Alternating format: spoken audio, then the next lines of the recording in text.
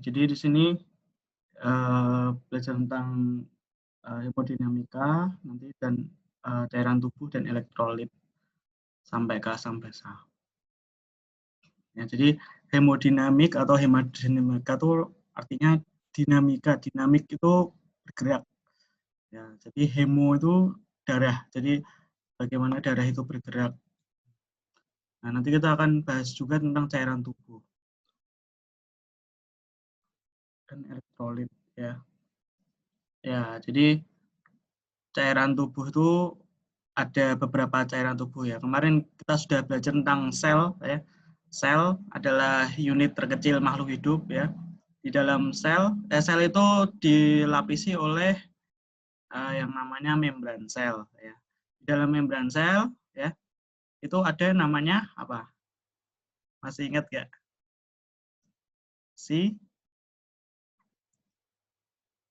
Isi sel itu namanya apa?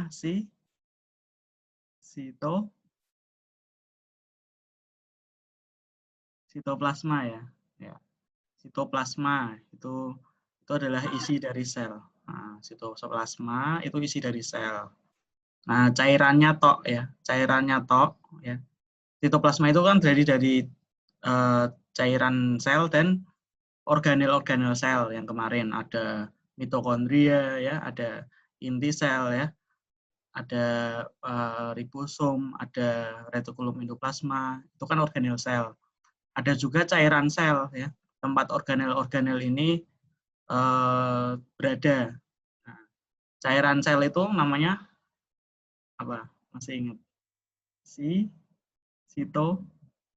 Sitosol ya, sitosol, cairan sel. Nah, cairan sel itu kalau dia terlalu sedikit ya, selnya bakal kekurangan cairan itu dia bakal mati. Demikian pula kalau terlalu banyak, maka membran sel tidak mampu menampung semuanya, maka akan pecah. Nah, itu perlu keseimbangan antara cairan sel ya dengan di luar sel. Nah, jadi cairan intraseluler itu adalah cairan yang di dalam sel ya. Cairan intraseluler atau CIS ya, cairan intraseluler adalah cairan yang terkandung dalam sel ya di sini. Nah, ada namanya cairan ekstraseluler, berarti cairan yang ada di luar sel ya. Nah, di luar sel itu ada beberapa ya. Pertama, di antara sel ya, di luar pembuluh darah ya, itu namanya ada cairan interstitial. Interstitial ya. Kemudian ada namanya cairan intravaskuler. Nah, cairan intravaskuler ya, vaskuler itu pembuluh darah. Jadi di dalam pembuluh darah ya. Darah kan selain mengandung darah merah, darah putih, keping darah juga mengandung plasma. Nah, plasma itu adalah cairan intravaskuler. Jadi ada berapa cairan? Ada 2, cairan intrasel sama cairan ekstraseluler. Cairan ekstraseluler dibagi lagi jadi cairan interstitial ya, yang di antara sel, yang di luar pembuluh darah, sama cairan intravaskuler yang berada di dalam pembuluh darah. Nah, kemudian ada lagi namanya cairan transseluler. Nah, kalau cairan transseluler itu terdapat dalam rongga-rongga dari tubuh. Nah, misalnya di perut nih, ada namanya pembungkus perut namanya peritoneum. Nah, di situ ada cairannya. Nah, cairannya itu namanya cairan transseluler. Kemudian ada kemarin pembungkus jantung namanya perikardium ya. Di antara perikardium itu ada cairannya. Nah, cairannya itu namanya cairan transseluler. Ya, dia fungsinya untuk melumasi ya supaya tidak bergesekan. Supaya kalau kita ada benturan, dialah yang menahan. Nah, kayak bantalan. Jadi ini distribusinya atau pembagiannya. Di cairan tubuh itu ada 60% ya. Sisanya yang lain adalah zat padat. Yang cair itu ada 60%. Nah, maka di sini 60% ini dibagi ya. Ada yang tadi ada cairan intraseluler sama ekstraseluler. Yang intraseluler ternyata 40%. Ya, yang dalam sel itu 40%. Nah, yang di luar sel itu 20%. Nah, ekstraseluler itu bagi dua ya, ada interstisial sama intravaskuler. Ya, interstisial itu sekitar 15%, kalau intravaskuler itu sekitar 5%. Itu maksudnya persen terhadap berat badannya. Kemudian fungsi cairan tubuh. Nah, cairan tubuh itu buat apa tuh? Kok, kok harus ada cairan tubuh? Karena dia fungsinya sebagai berikut, yaitu untuk mengangkut zat-zat makanan ke dalam sel. Nah, tadi kita sudah melihat ya bagaimana ada cairan di dalam pembuluh darah ya, yang nanti isinya tuh zat-zat makanan. Nah, zat-zat makanan itu diantar ke sel-sel lain seperti itu. Kalau kita makan, nah, kemarin kan bedanya kita dengan makhluk bersel satu ya. Kalau kita makhluk bersel banyak itu kalau makan, ya, sel-sel kita nggak langsung kena makanan, tapi harus melalui organ-organ lain baru kemudian diantar ke sel tersebut. Misalnya kita makan, kan otak nggak langsung dapat makanan ya, tapi melalui sistem gastrointestinal dulu ya, sistem digestif ya, sistem pencernaan, terus habis itu diserap ke pembuluh darah. Nah, di pembuluh darah baru diantar ya melalui cairannya yaitu plasma ya, cairan intravaskuler tadi ya di dalam pembuluh darah, kemudian diantar ke sel-sel seluruh tubuh. Nah, bisa ke otak ya, di otak. Nah, nanti ke otak disampaikanlah tadi ada cairan intravaskuler ya, nanti disampaikan nanti makanannya dirembeskan ya ke dalam cairan interstisial. Kemudian dari cairan interstisial dimasukkan ke dalam sel seperti itu. Itulah fungsi cairan tubuh. Yang kedua adalah mengeluarkan zat-zat pembuangan sel.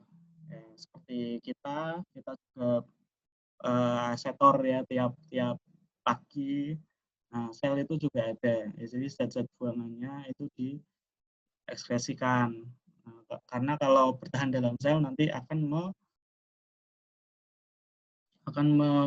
membuat sel itu teracuni. Jadi harus dibuang. Buangnya dengan apa? Dibuang ke pembuluh darah lagi ya, dibuang pembuluh darah, kemudian disaring ke ginjal ya atau paru ya. Kalau paru dia membuang CO2. Nah, kalau ke ginjal dia membuang zat-zat yang lain menjadi urin. Dibuang melalui keringat ya, melalui kulit ya jadi keringat. Kemudian yang selanjutnya adalah membentuk metabolisme sel. Ya, jadi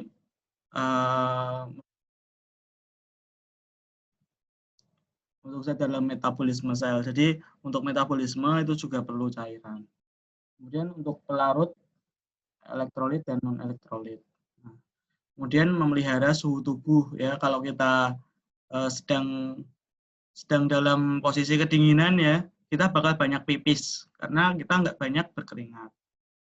Nah, kemudian kalau kita dalam kondisi panas ya, kita menahan kencing kita karena kita banyak berkeringat. Kemudian membantu pencernaan.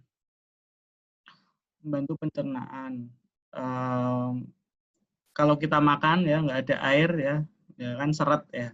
Jadi dia akan menyumbat. Nah, maka air itu sebagai pelumas juga dalam pencernaan.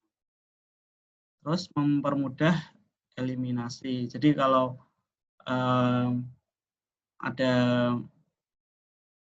ada suatu zat mau dibuang ya, itu enaknya kalau ada airnya. Nah, maka cairan tubuh fungsinya untuk mempermudah eliminasi zat. Kemudian mengangkut zat-zat yang lain seperti hormon, enzim, sel darah putih, sel darah merah. Jadi seperti yang saya bilang tadi, sistem kardiovaskuler ya, di dalam pembuluh darah itu ada darah ya. Nah, darah itu, cairan darah atau plasma darah itu isinya adalah zat-zat seperti berikut, yaitu hormon, enzim, sel darah putih, sel darah merah, kemudian ada oksigen dan lain-lain. Jadi yang mengangkut itu adalah cairan-cairan tubuh ini ya, cairan intravaskuler. Nah, kemudian tadi saya sudah bilang ya, kalau kita tuh minum ya, kemudian keluar lagi. Minum terus pipis atau berak, yaitu mengandung cairan. Nah, kemudian kita bernafas, itu ada cairan yang terbuang. Nah, kemudian kita berkeringat, itu ada cairan yang terbuang. Nah, itu tuh memerlukan keseimbangan ya, antara yang masuk dengan yang keluar harus sama. Kalau banyak yang masuk ya, sedikit yang keluar, nanti kita gembul ya. Kebanyakan air. Pasien-pasien di rumah sakit seperti itu. Kemudian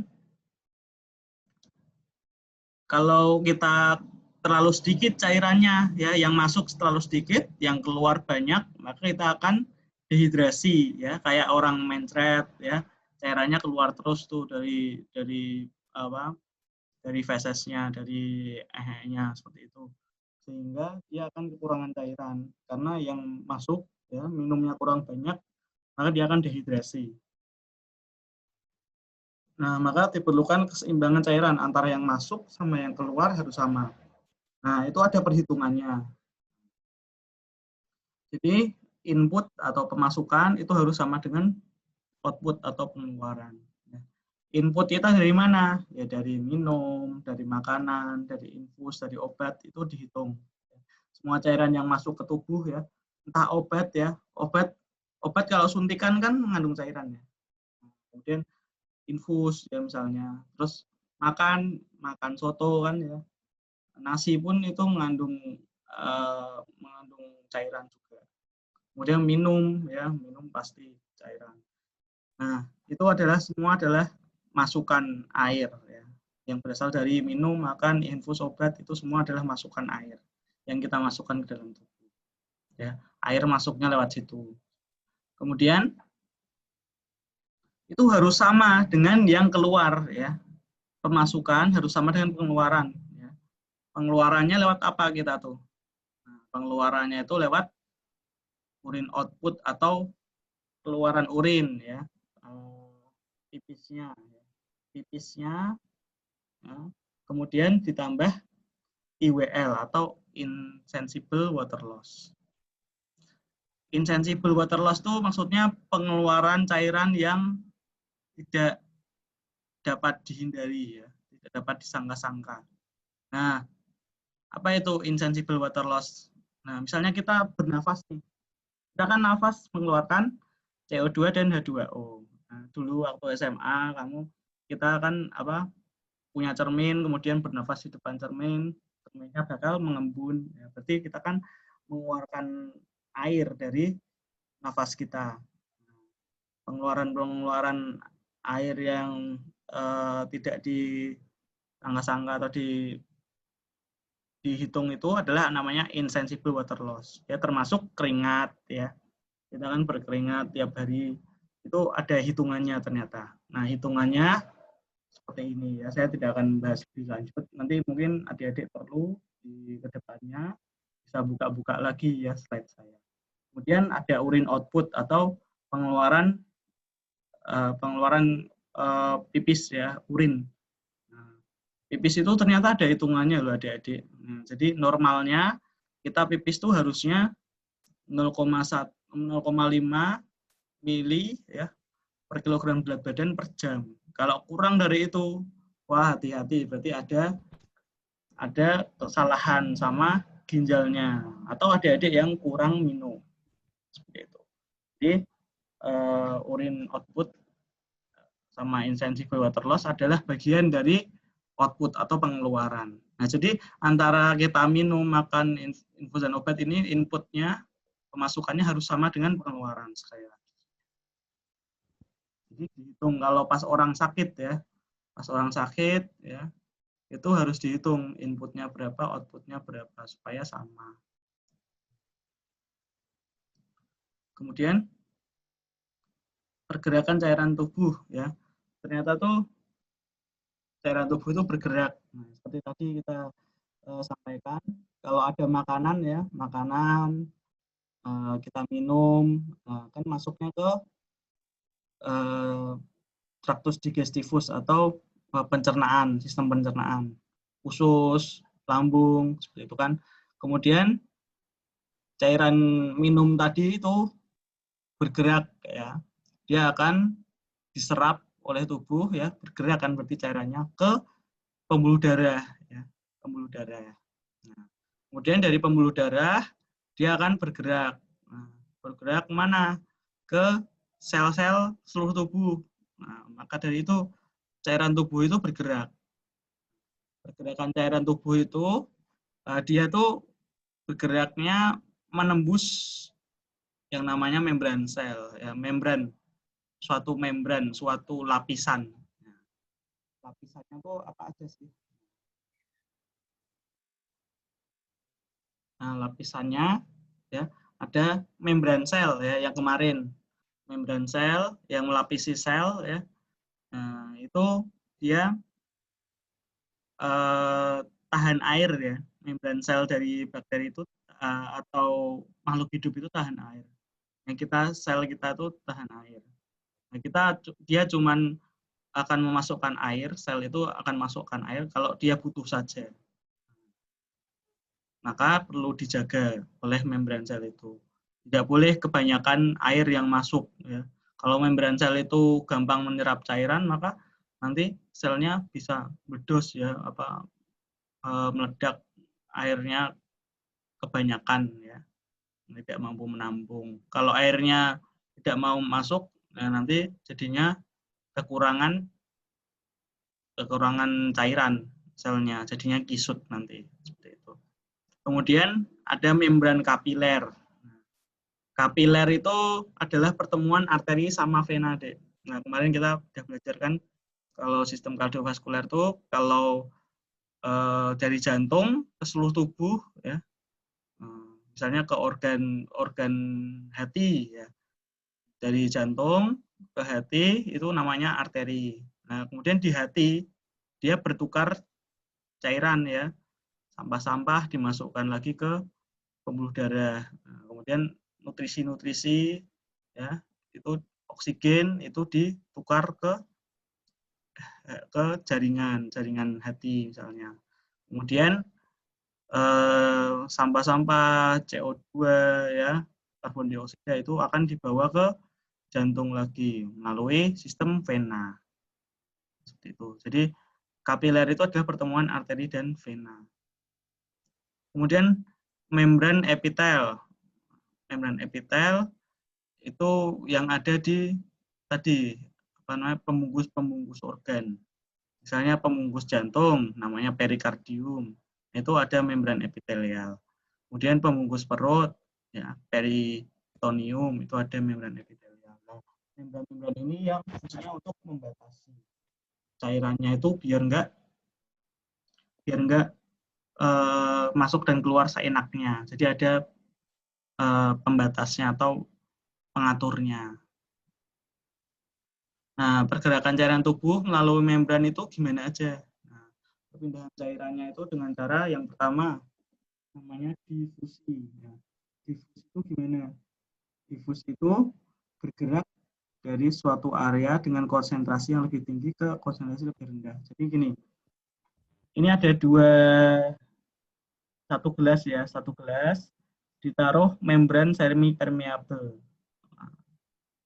Satu lapisan semi permeable. Nah, kemudian diisi sama garam misalnya, garam ya. Nah, garam itu titik-titiknya ini ya, merah-merahnya. Nah, garamnya yang di sini dikasih banyak, yang di sini dikasih sedikit. Nah, maka yang akan terjadi kalau membrannya adalah membran semi permeable ya, maka garamnya itu akan bergerak ya, akan bergerak ke yang konsentrasinya rendah, yang garamnya sedikit. Jadi partikel-partikel garamnya ya akan bergerak sehingga sama kedua belahnya. Nah, itu namanya difusi. Difusi itu menembus. Ya, jadi zat ini akan menembus membran ya menuju ke konsentrasi yang lebih rendah. Konsentrasi itu kelarutan ya. Jadi zat yang konsentrasinya tinggi akan menuju ke konsentrasi yang rendah sehingga sama hasil akhirnya ya. Nah, kemudian kita pernah belajar osmosis ya. Nah, osmosis kalau ada membran semi-permeabel ya, ini dikasih garam ya. Seperti ini ya. Kalau bedanya sama difusi ya. Kalau osmosis itu yang pindah adalah airnya ya. Airnya bakal pindah ke yang konsentrasi rendah bakal pindah ke konsentrasi tinggi. Ya. Jadi yang sini kan nggak pekat ya, encer. Yang sini pekat. Ya. Sini yang encer akan pindah ke yang konsentrasi tinggi. Nah, itu bedanya ya. Kalau difusi itu zat terlarutnya yang pindah ke sini. Kalau osmosis itu zat pelarutnya yang pindah. Nah, ya seperti sini ada air ya. Air di sini adalah yang kuning ini air ya, partikel air. Nah, yang merah sama biru ini adalah zat terlarutnya. Nah, maka pelarutnya atau airnya akan pindah ke yang konsentrasinya rendah. Konsentrasinya tinggi ya, maaf. Akan pindah ke konsentrasinya tinggi. Ini namanya hipertonik, konsentrasinya tinggi. Hipotonik konsentrasinya rendah. Terus transport aktif. Nah, transport aktif itu maksudnya ada beberapa zat ya yang nggak bisa menembus membran ini ya. Membran ini ada beberapa zat yang nggak bisa menembus. Nah, untuk bisa masuk ya, zat tersebut harus melalui suatu namanya kanal atau saluran. Kalau melalui suatu saluran harus ada energi, perlu energi. Jadi harus dibantu energi yaitu ATP. Kalau sel kan energinya ATP. Jadi selnya bisa masuk bawa kalium ini kalau ada ATP. Natriumnya bisa keluar ya kalau ada ATP atau energi sel. Transport aktif itu membutuhkan energi. Kalau osmosis dan difusi itu tidak membutuhkan energi. Ya. Jadi apa perpindahan cairan yang membutuhkan energi? Ya, transport aktif. Yang tidak membutuhkan energi, difusi sama osmosis.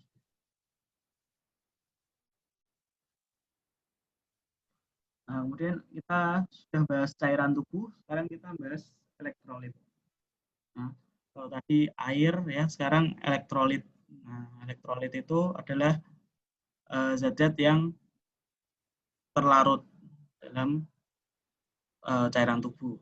Nah, nih ada namanya kation. Kalau kation itu dia adalah ion positif. Ya.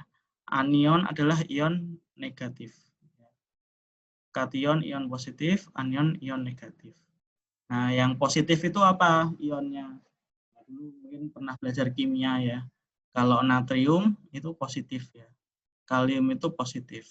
Kalau klorida ya itu negatif. Ya. Sekarang natrium ya. Natrium itu banyak di luar sel, banyak di ekstraseluler ya. Ingat-ingat, natrium Na itu banyak di luar sel. Adalah ion yang banyak di luar sel. Di dalam sel sedikit. Sementara kalium itu ion yang banyak di dalam sel. Ya. Natrium itu banyak di luar sel, kalium itu banyak di dalam sel. Jadi kebalikan ya. Kalau di dalam sel yang banyak apa? Kalium. Di luar sel yang banyak apa? Natrium. Kemudian kalau anion yang bermuatan negatif ini ya paling banyak ya di luar sel itu adalah klorida. Mari kita lihat perbandingannya. Nah, jadi ini ada natrium, kalium, kalsium, magnesium, klorida. Nah, kita cermati yang terbanyak saja. Kalau di ekstraseluler ya, di ekstraseluler itu paling banyak dia ya. 140-an sendiri bandingkan dengan intrasel nih, cuman 10. Jadi natrium itu paling banyak di ekstraseluler. Kalau yang banyak di intraseluler apa? Ini kalium yang banyak di intraseluler. Ya. Kemudian ada namanya klorida. Nah, klorida paling banyak di mana tadi? Di ekstraseluler. Ya. Dibandingkan dengan intraseluler lebih banyak di ekstraseluler.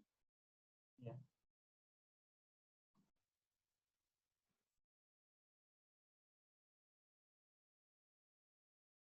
Oke, sekarang gangguan keseimbangan cairan. Nah, jadi ini yang teman-teman perlu tahu sebagai tenaga medis. Ya, kok ada orang yang keseimbangan cairannya terganggu, ya akibatnya nanti dehidrasi bisa, ya, atau kelebihan cairan juga bisa. Kelebihan cairan itu kayak edem, ya, bengkak. Mungkin teman-teman ada yang pernah lihat ada saudaranya atau tangganya atau temannya atau orang lain yang kakinya bengkak. Nah, itu merupakan salah satu tanda-tanda keseimbangan cairannya terganggu. Ya, kebanyakan cairan itu. Nah, jadi ada namanya hipovolemia dan hipervolemia.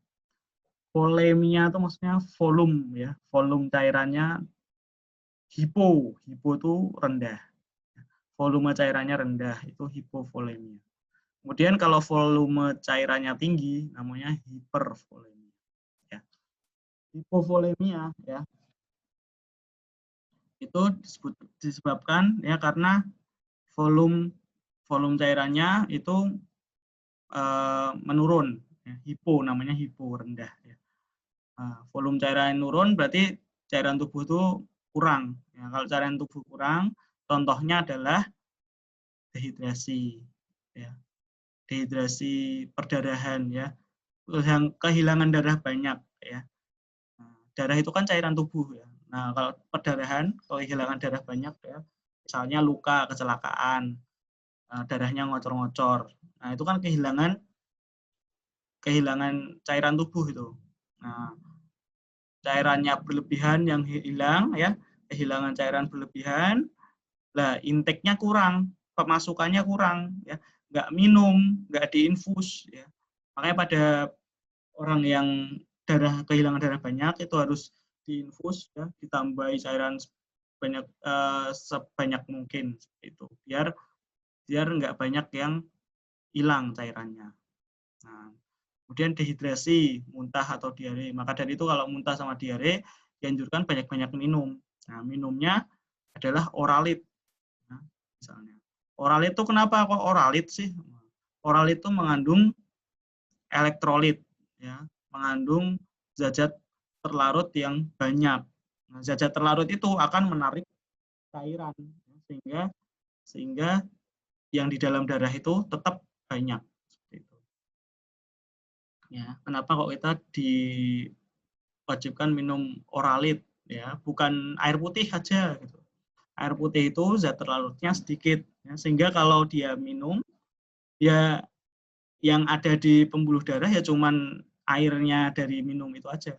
Nah, tapi kalau oralit yang kita minum, ya, maka zat terlarut dari oralit itu akan menarik cairan-cairan dari interstisial ya supaya masuk ke intravaskuler ya di pembuluh darah supaya di darah itu banyak cairannya. Nah, seperti itu. Kemudian hipervolemia. Nah, volume darahnya tuh kebanyakan kalau ini. Nah, volume darahnya kebanyakan berarti kebanyakan intake ya. Kemudian kehilangan cairannya sedikit. Nah, contohnya apa? Pada keadaan ini adalah edema. Edema itu gimana ya? Kakinya bengkak. Nah, itu edema. Apa ya maksudnya pada orang yang misalnya itu kaki gajah ya. Kaki gajah itu edema. Ya. Jadi kakinya itu kelenjar limfanya tersumbat sehingga aliran cairannya itu nggak bisa ke atas. Nah, sehingga berkumpul semuanya di kaki. Nah, itu namanya edema. Edema itu cairannya berkumpul di jaringan. Kemudian asites. Nah, asites itu kamu mesti pernah lihat orang tua, ya, tapi kok perutnya besar sekali. Ya. Kata orang-orang itu isinya cairan. Ya. Pada orang sakit hati, ya, hatinya mengalami peradangan, ya, hatinya mengalami kanker dan lain-lain. Nah, dia akan mengalami asites ini, perutnya besar tapi isinya cairan, ya, cairannya numpuk di situ.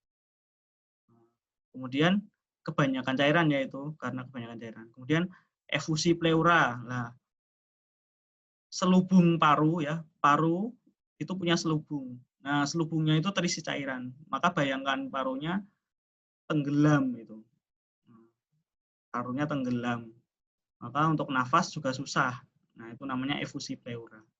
Jadi karena terlalu banyak minum, terlalu banyak cairan yang nggak bisa dikeluarkan oleh tubuh, misalnya pada penyakit ginjal, ya, ginjalnya nggak bisa mampu mengeluarkan cairan, nggak bisa mampu mengeluarkan urin atau pipis, maka tubuh akan kelebihan cairan. Nah, cairannya ini bisa bikin edem tadi. Edem itu pembengkakan tadi, kaki misalnya. Kemudian asites, ya, juga bisa. Jadi perutnya cairannya ngumpul di perut, ya, sehingga membuncit. Kemudian bisa juga ngumpulnya di paru sehingga membuat sesak. Nah, jadi itu adalah gangguan keseimbangan cairan. Kalau cairannya terlalu banyak nggak baik, kalau terlalu sedikit juga nggak baik.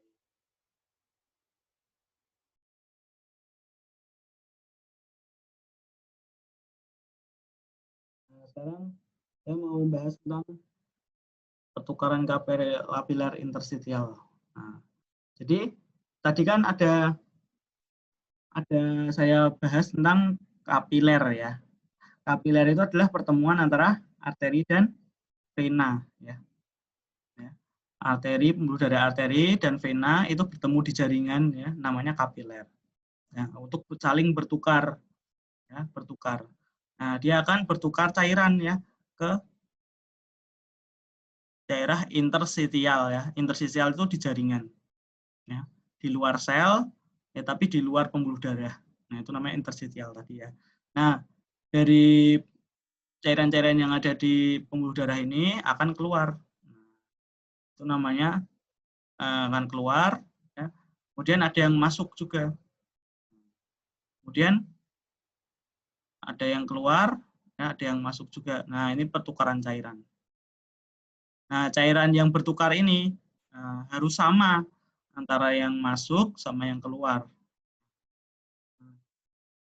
Kalau dari arteri, ya, dia membawa cairan darah, dia harus sama tekanan darah yang keluar, yang merembes keluar ke interstitial, ya, sama cairan yang balik lagi ke pembuluh darah, itu harus sama. Kemudian di sini ada cairan yang balik lagi, ada yang keluar juga harus sama. Nah, sebagian cairan selain dia kan dari arteri dia juga ke jaringan, ya, ke kapiler tadi, ke jaringan, kemudian ke vena, ya. Harusnya kan ke vena semua, ya. Nah, tetapi di tubuh kita ada namanya pembuluh limfe. Nah, pembuluh limfe ini ngangkut cairan-cairan, ya, yang masih tersisa dari jaringan. Namanya pembuluh limfe. Nah, kemudian ini ada namanya edem, ya, edema. Nah, edema itu terbentuk, ya, karena cara gampangnya, ya, banyak air, ya, banyak air yang ke ruang interstitial tadi. di ruang interstisial yang tadi ini itu banyak airnya. Ya. Di sini harusnya kan keluar terus masuk lagi. Nah dia nggak mau masuk lagi. Nah akibatnya di jaringan itu banyak airnya sehingga jadi edem seperti ini. Nah, kemudian edem ini kalau dipencet ya, nah, itu bakal meninggalkan jejak. Nah, ini dipencet misalnya, kemudian akan meninggalkan jejak. Nah jejaknya ini namanya pitting edem namanya. Bedanya dengan ya, kalau ada temennya yang kelebihan berat badan ya, atau kita sendiri atau saudara kita, nah kalau dipencet ya, dipencet ya, itu pasti balik lagi ya, kulitnya balik lagi. Nah kalau orang edem beda dengan orang yang berat badannya berlebih ya. Kalau edem ini kalau dipencet dia masih menimbulkan jejak ya, ini namanya pitting edem. Ini pada ibu hamil ya, itu juga mengalami edem ya, adik-adik. Jadi kalau ibu hamil edemnya kenapa? Ya, karena biasanya dia tuh tidurnya terlentang. Nah, tidurnya terlentang, maka janinnya ya akan janin di depan ya, di perut bagian depan. Sementara di belakang dekat tulang belakang itu ada pembuluh darah besar namanya arteri sama vena. Nah, venanya tergencet sehingga darah yang dari kaki nggak bisa ke atas, sehingga darahnya mengumpul di kaki. Nah, maka akan edem. Nanti bisa ditemui, nanti adik-adik sering nemu ibu hamil yang bengkak kakinya. Nah, dipencet tuh, bedanya sama yang kelebihan berat badan apa ya? Kalau dipencet dia ada ini jejaknya, namanya pitting. Kemudian faktor yang mempengaruhi kebutuhan cairan dan elektrolit banyak ya, usia, aktivitas, iklim, diet ya. Kalau aktivitasnya banyak, tentunya cairan yang dibutuhkan banyak ya. Iklimnya lagi panas-panasnya ya banyak cairan yang diperlukan karena dia keringatan terus. Ya. Kemudian diet, ya, kalau minumnya dikit ya, diet itu maksudnya bukan menahan. Kalau teman-teman kan mungkin kalau awam taunya diet itu nggak makan ya. Diet itu adalah nggak makan. Diet itu artinya malah makan ya. Diet cairan, diet apa? Diet lemak, berarti dia makan lemak. Diet protein, berarti dia makan protein. Ya, jadi kita yang kesehatan jangan salah arti ya. Diet itu artinya malah makan, bukan menahan makan. Aku lagi diet, jadi kamu lagi makan. Ya, jadi diet itu kalau di kita namanya mengatur diet ya. Kita lagi mengatur diet nih, bukan kita lagi diet ya. Diet itu makan. Kemudian stres. Nah, stres itu juga mempengaruhi kebutuhan cairan dan elektrolit. Misalnya kita lagi disuruh presentasi ya, kemudian nervous, ya stres, kemudian pipis terus. Nah itu termasuk kebutuhan cairannya dari situ. Kemudian tindakan medis ya, beberapa obat ya itu bisa menyebabkan pengeluaran cairan. Ya. Nanti ada orang-orang yang tadi seperti tadi edem ya, cairan yang ngumpul di jaringan itu harus dikeluarkan. Nah, dengan cara diberi obat supaya pipis terus-menerus. Akibatnya nanti cairannya nggak ngumpul. Kemudian dan medis dan pengobatan pembedahan ya. Karena orang yang dibedah itu ya, misalnya dibedah perutnya ya, adik-adik dibedah perutnya pada operasi sesar ya, maka dari perut ya, dari dalam perut itu ada cairannya, itu menguap semua ya, banyak yang menguap. Nah, maka dibutuhkan cairan dari luar. Nah, makanya orang yang mau operasi itu diinfus ya, supaya kita tahu kebutuhan cairannya. Nah, ini contoh gangguan keseimbangan elektrolit ya.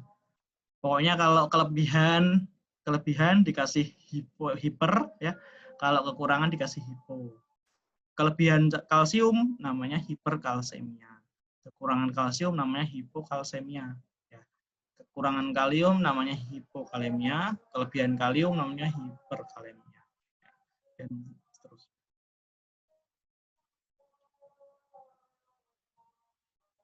Nah, ini adalah yang organ tubuh yang berperan dalam keseimbangan cairan dan elektrolit. Nah, jadi ada namanya kelenjar hipofisis. Kelenjar hipofisis itu di otak ya. Di otak itu ada namanya kelenjar hipofisis. Dia mengatur cairan ya. Apabila kekurangan cairan ya kita cairannya kurang ya karena dehidrasi ya karena apa ya? Karena diare terus misalnya ya. Maka tubuh akan mengeluarkan hormon namanya ADH. ADH itu namanya anti diuretik hormon ya, supaya tidak pipis, anti diuretik urin ya. Anti berarti tidak pipis hormonnya supaya tidak pipis karena cairan tubuh kita sudah berkurang, masa mau dikurangi lagi. Jadi tubuh kita punya pinter ya bisa mengatur cairan. Kemudian ada namanya renin, angiotensin, aldosteron, sitin itu untuk oleh ginjal ya. Jadi ginjal itu bisa mengatur pengeluaran urin, kemudian keseimbangan asam basa itu dari ginjal. Kemudian paru juga bisa. Ya, paru itu membuang karbon dioksida, ya, kemudian H2O ya tadi. Kalau kita bernafas itu kan buang nafas itu kan mengeluarkan CO2 dan H2O air ya. Kemudian juga mengatur keseimbangan asam basa. Nah, maka dari itu pada orang yang keseimbangan asam basanya itu terganggu ya, dia asam darahnya ya, pH-nya asam darahnya, maka paru akan mengaturnya ya, mengaturnya gimana? Dengan cara bernafasnya yang cepat supaya pembuangan karbon dioksidanya itu banyak. Nah, kalau pembuangan karbon dioksidanya banyak, maka pH darah akan naik. Kemudian ada kelenjar paratiroid. Nah, kelenjar paratiroid ini fungsinya untuk mengatur elektrolit kalsium. Nah, kalau kalsiumnya rendah, maka kelenjar paratiroid ini akan beraksi. Kemudian keseimbangan asam basa. Nah, jadi kok ada asam basa ya. Darah itu ternyata pH-nya ya diteliti ternyata pH-nya ya keasamannya ya. Keasamannya itu ternyata 7,35 sampai 7,45 ya. Jadi cara gampangnya ya kalau normalnya 7,4 gitu aja. 7,4 itu normal ya. Nah, rentangnya normalnya adalah 7,35 sampai 7,45. Kalau kurang dari 7,5 namanya terlalu rendah ya, asam berarti. Nah, namanya asidosis. Kalau 7,45 lebih, misalnya 7,48 ya, itu namanya alkalosis ya, atau pH-nya jadi basa. Asidosis itu asam, alkalosis itu basa. Gitu. Jadi pH darah harus dalam kondisi normal seperti ini ya, 7,35 sampai 7,45. Nah, yang menjaga pH tubuh tetap normal itu apa? Ya, ada beberapa sistem yang mengatur pH tubuh. Yang pertama adalah buffer, sistem buffer. Nah, ini udah tahu lah ya pas kimia dulu ya, waktu SMA, kalau yang SMA-nya IPA, pasti sudah belajar ya, ada sistem buffer. Nah, dia mengatur supaya pH darah itu nggak turun-turun amat ya, supaya bisa nggak naik-naik amat ya. Itu namanya sistem buffer. Itu adanya di darah ya. Buffer itu adanya di darah, sistem buffer. Nah, kemudian ada namanya sistem respirasi. Ya. Tadi paru-paru ya. Paru-paru ya dengan nafas itu bisa mengatur pH tubuh. Kalau nafasnya cepat ya, pH tubuh akan cenderung basa nanti. Kalau asam nanti akan cenderung rendah. Kemudian sistem ginjal ya, pipis dan lain-lain itu juga mengatur asam basa. Jadi ada 3 ya, mengatur asam basa, yaitu sistem buffer darah ya, kemudian respirasi sama ginjal. Gangguan asam basa tadi sudah saya sebutkan ya, kalau kurang dari 7,35 namanya asidosis, lebih dari 7,45 namanya alkalosis.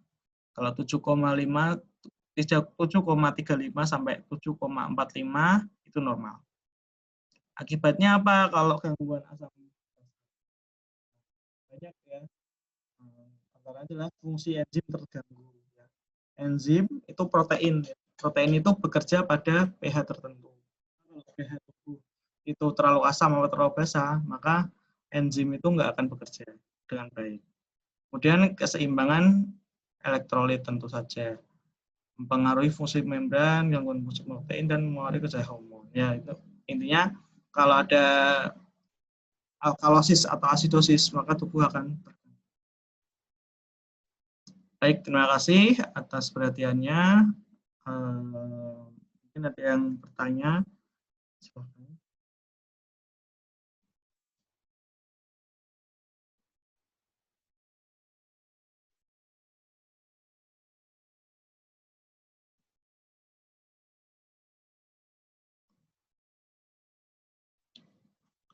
Apakah ada yang bertanya?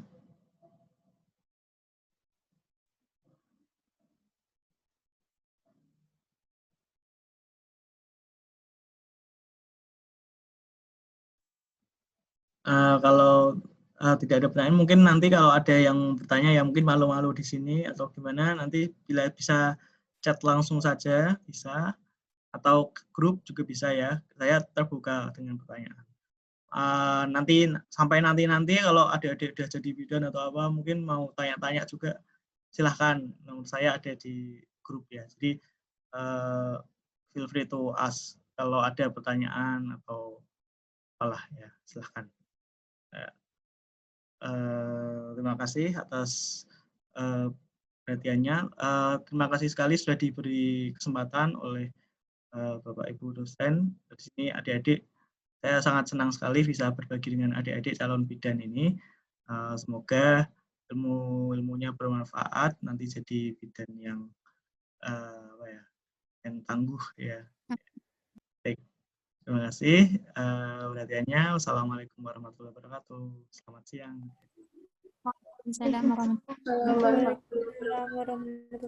Waalaikumsalam warahmatullahi wabarakatuh. Terima kasih, Pak. Ya, ya. Terima kasih, Pak.